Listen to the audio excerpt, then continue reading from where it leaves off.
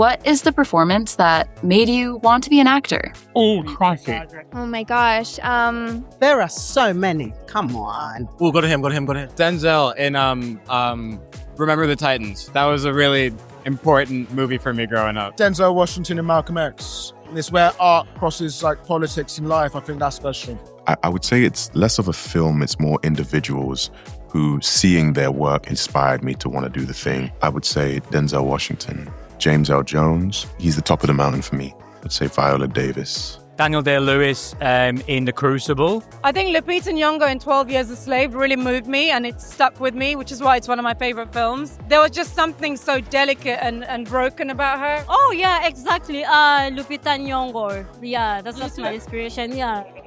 Maybe Jenna Rollins in A Woman Under the Influence. Lizzie McGuire. I'd come home from school and watch Lizzie McGuire. And so that was kind of my first understanding that, that's something that people do. Who's Afraid of Virginia Woolf? Elizabeth Taylor, who's wonderful. I just remember seeing the boldness of it and thinking, what the fuck? You can do that on screen? And it was raw and not perfect. I was a real fan of black and white film. Streetcar Named Desire, the film version of that, Elia Kazan. Any of the noir films during that period of time, I just said it was so beautiful and was so mysterious and so wonderful. And I said, I know I can do that. I want to do that. Julius Caesar with Marlon Brando and John Gielgud and James Mason. I mean, I used to love Bette Davis films when I was a kid. I used to stay up late at night at a very young age and watch whatever sort of old movie was on. And so I didn't know who they were. It was probably like Betty Davis, Joan Crawford. And I remember watching them thinking, I can do that. Robert De Niro, Taxi Driver, Raging Bull. Well, I have to say Taxi Driver. Not that I thought I could be an actor, but it was the first time I think I ever saw a film where it wasn't black and white, where it was like a strange gray zone, where it's like, I kind of liked the character, but now I really hate him. And then I kind of felt sympathy for him again, and then I hated him. I didn't have an answer when I went out, and I realized films can actually do that to you. They can make you ask questions as opposed to give you an answer all the time. I saw Silence of the Lambs, probably too young, but just watching Jodie Foster and Anthony Hopkins kind of interact in that was very different, I think, than anything that I'd seen yet. But also just seeing some subtleties of how small she was compared to everybody else and how she still had to feel like she had to come out of that. I feel like it was very much what it feels like to be a woman, especially in male-dominated careers and things. So it struck me. So yeah, I think it's Jodie Foster. Audrey Hepburn and Ingrid Bergman. They were actresses who I saw and felt so connected to them as women and their choices and the way they portrayed their characters on screen and their charisma and their grace. They were heroes of mine very early on. The moment that I saw Isabelle Huppert, something just clicked in my mind. And I thought, how is this possible? How can someone go into those depths with so little, it was so nuanced, but in a so subtle way? I think that Penelope Cruz is incredibly talented. Love her in Voltaire. I love Pedro Almodovar overall. She's just very vibrant and has depth and is also just beautiful to look at. I'm a huge Deborah Winger fan, and I feel like I saw Terms of Endearment, which just blew my mind. So I saw Delroy Lindo in Malcolm X, and he played this one character in the first act of the film who was like a pimp gangster, tough guy, really sexy. And then at the very end of the film, his character comes back and he's elderly and sick and in a wheelchair. And I could not believe that was the same person. That one actor could play a character that was so transformed, but also that you believed was the same person transformed. It blew my mind. That's cool. I wanted to be an actor as a result of being in the Nativity play when I was 5 years old. Aww. I think mine was in secondary school, and every year we did a concert, the spring concert. And I remember seeing a girl called Nikki Cruz sing Adelaide's Lament. That's always stuck out as, I want to do what Nikki's doing. Truthfully, it was not a movie. It was theater, like a children's play somewhere that I saw. Of Annie, I think, and I tried to get up on stage. I love the film Annie, and I watched it every day after school. It was the thing I went back to when I realized I wanted to be an actor. I went back to that film, and then I was like, how do I become an actor? What did these guys do? But I must say, I think Carol Burnett's performance in that is one of my favorite performances ever. Well, I loved Grease.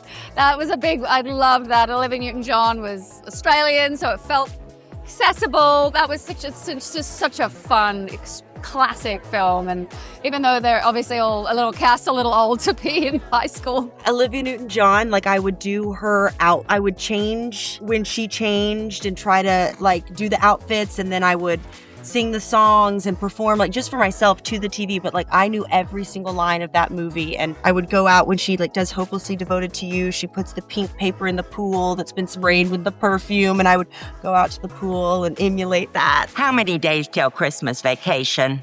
86. 86? I'm counting. So the first film I ever saw in the cinema was Home Alone, and that's what made me like just fall in love with the idea of film. Macaulay Culkin in Home Alone. That first one where he realises his parents have gone on holiday without him. He says, I made my family disappear. That one. I would say Jimmy Stewart in It's a Wonderful Life. I think that's an impeccable performance from top to bottom. He's like my North Star as an actor. I feel like he's one of the most vulnerable actors. I think maybe that's where I know I can get my vulnerability from. I can trust that. He's a dangerous actor, which is I always love, and he's an intelligent actor. Will Smith in Pursuit of Happiness. I was like, wow, that's such a beautiful, sincere, vulnerable performance. Samantha Morton was the actor for me from a young age. It was her absolute naturalism.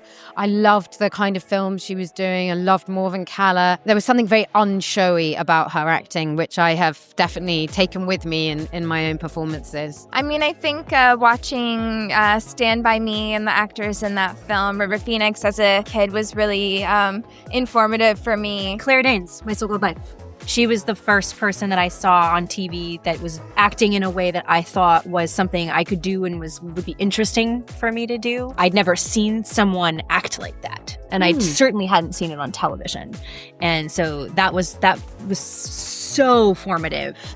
That was it, basically. It was like, ooh, I want to try to do that.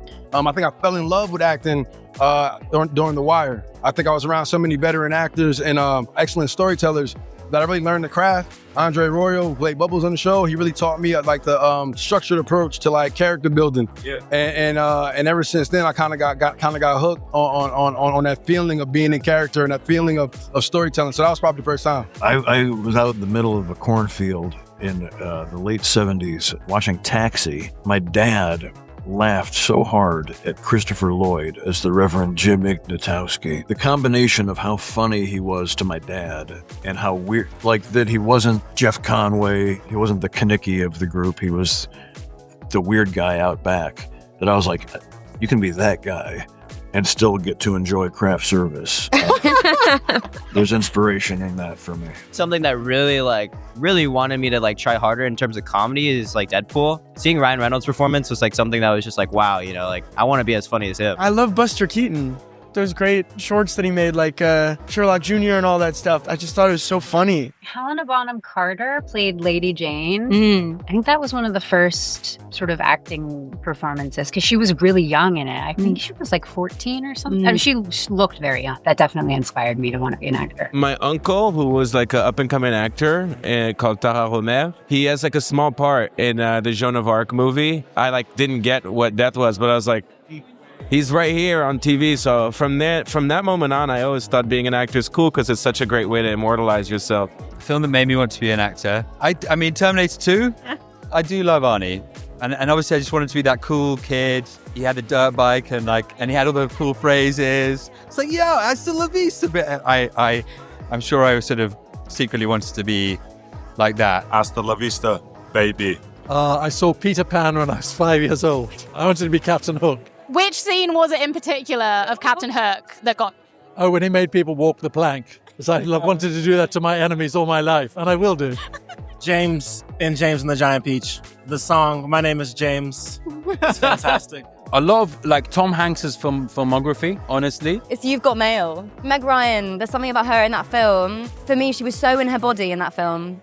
And she has a sort of, or at least I read it, at that age that I watched it, it's quite an androgynous vibe to her, The way she holds herself, something about it that really resonated for me. Every year I'm this is why I'm doing this. This is why I'm doing this. It's because of this. Most recently, one battle after another, and watching Sean Penn and the character study that he did in that. Wow, like the intricate details, his little tics, the way he walks, his gait, his accent, everything was just like, yes, you worked your butt to like transform in that. There's so many. There's too many. And I feel bad not mentioning somebody. So I'm going to walk up there and go, oh my God, I should have said.